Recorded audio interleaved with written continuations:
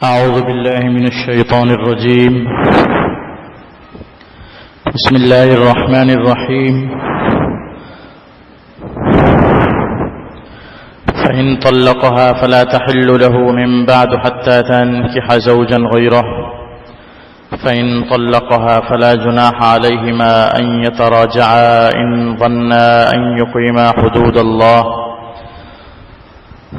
وتلك حدود الله يبينها لقوم يعلمون.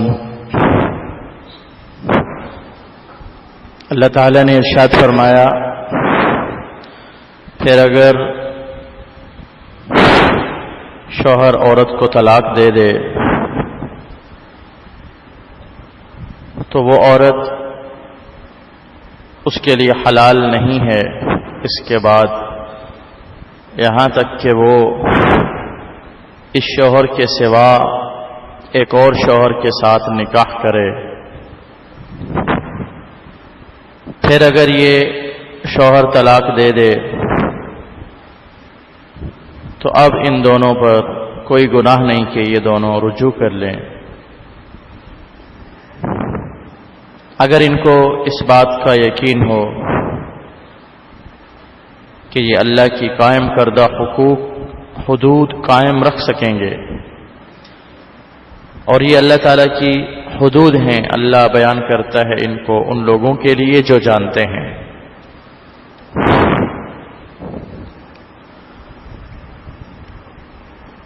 اس آیت کا بنیادی مفہوم یہ ہے کہ اگر شوہر بیوی کو تیسری طلاق دے دے تو اب وہ عورت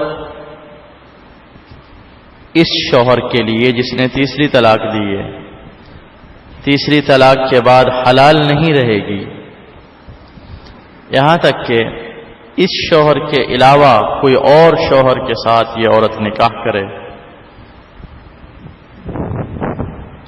اور وہ دوسرا شوہر اس کے ساتھ ہم بستر بھی ہو. پھر اگر وہ دوسرا شوہر اس عورت کو طلاق دے دیتا ہے اور اس کی عدت گزر جاتی ہے تو اب ان دونوں پر کوئی گناہ نہیں ہے کہ یہ دوبارہ آپس میں اب نکاح کر لیں، مل جائیں، اگر ان کو اس بات کا غالب گمان ہو کہ یہ آئندہ اللہ کے قائم کردہ ضابطوں کو قائم رکھیں گے، کسی قسم کا تنازع، حق تلفی، گناہ نہیں کریں گے.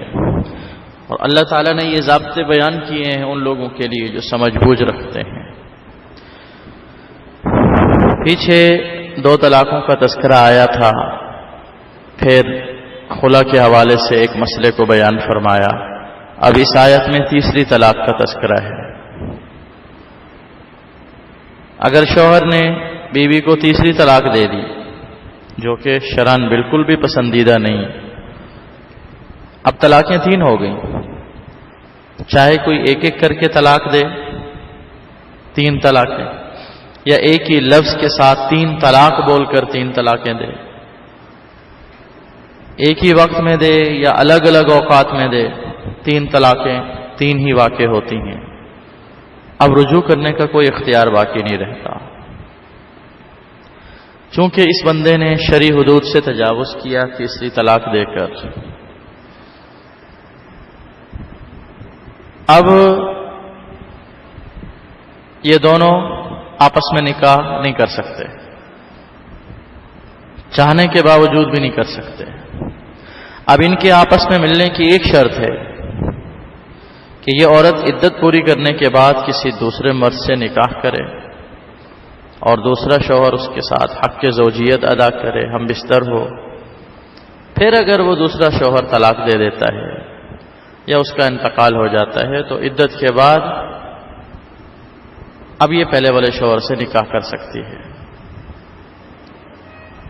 قرآن کریم کے انداز اسلوب میں ذرا غور کریں کہ طلاق دینے کا اصل اور شرعی طریقہ کیا ہے کہ زیادہ سے زیادہ اگر طلاق دینی بھی ہے تو 2 طلاقیں دیں، تیسری تک نوبت ہی نہ جائے، مناسب ہی نہیں.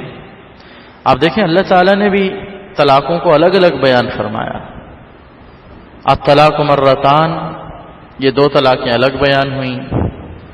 پھر فرمایا فَإِن طَلَّقَهَا، اگر طلاق دے وہ تیسری، اگر سے ورنہ یوں بھی کہا جا سکتا الطلاق ثلاث، 3 طلاقیں۔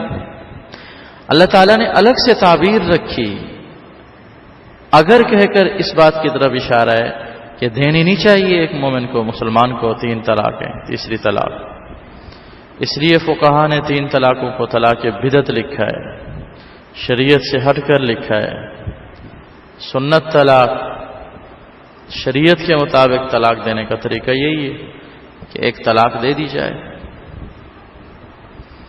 اور اس کی عدت گزر جائے اور معاملہ ختم ہو جائے۔ 3 طلاقیں دینا تو کسی بھی طرح سے پسندیدہ نہیں ہے، بدعت، شریعت کے خلاف طریقہ ہے۔ بہرحال اگر کوئی تیسری طلاق دے بھی دیتا ہے تو اب دوبارہ ان کا رجوع نہیں ہو سکتا۔ اللہ رب العزت نے تیسری طلاق دینے والے شوہر کو اب بطور سزا کے اس کے لیے یہ حد رکھ دی ہے کہ اب وہ دوسرے کسی کے ساتھ نکاح کر کے ہی آپ کی طرف واپس آ سکتی ہے، ورنہ نہیں آ سکتی۔ اس قابل ہی نہیں ہے کہ یہ بندہ اس کے ساتھ یہ عورت رہے۔ دیکھیں، شریعت کسی کو مجبور نہیں کرتی، عورت کو شریعت مجبور نہیں کر رہی کہ تم عدت کے بعد کسی اور مرد سے نکاح کرو حلالے کے طور پر اور دوبارہ اس کے پاس آ جاؤ، نہ رہو، چھوڑو اس کو۔ جس نے 3 طلاقیں دے دیں وہ کس قدر وفادار ہے؟ کیا وہ اس قابل ہے کہ عورت اس کے لیے کسی اور مرد کے ساتھ نکاح کرے؟ نہیں۔ حلالے کا بنیادی مفہوم یہی ہے کہ 3 طلاقیں مل گئیں، اب اس کے ساتھ وہ دوبارہ نکاح نہیں کر سکتی۔ ہاں، اگر کہیں اور نکاح ہوتا ہے، پھر کسی بھی وجہ سے وہاں سے طلاق ہو جاتی ہے یا اس کا انتقال ہو جاتا ہے، اب وہ پہلے والے شوہر کی طرف جا سکتی ہے۔ شریعت یہ نہیں کہہ رہی کہ بھئی باقاعدہ تم کسی اور سے نکاح کرو اور باقاعدہ تم اس کے ساتھ زندگی اور وقت گزارو، ہم بستر ہو، اور پھر وہ تمہیں طلاق دے اور پھر تم پہلے شوہر کے پاس لوٹ آؤ۔ شریعت یہ نہیں چاہتی کہ عورت کی تذلیل کی جائے، اس کو بے عزت کیا جائے، رسوا کیا جائے۔ ضابطہ رکھا ہے شریعت نے کہ پہلا شوہر اب اس قابل نہیں ہے کہ اس کے ساتھ رجوع کیا جائے، اور اس قدر سخت شرط رکھنے کا مقصد بھی یہی ہے کہ ایک مسلمان اس طرح کی حرکت نہ کرے، 3 طلاقیں نہ دے۔ اور اس پر پوری امت کا اجماع ہے کہ 3 طلاقوں سے 3 طلاقیں ہوتی ہیں، اور 3 طلاقوں کے بعد حلالے کے بغیر، کسی اور نکاح کے بغیر وہ اپنے شوہر پہلے والے کے پاس نہیں آ سکتی۔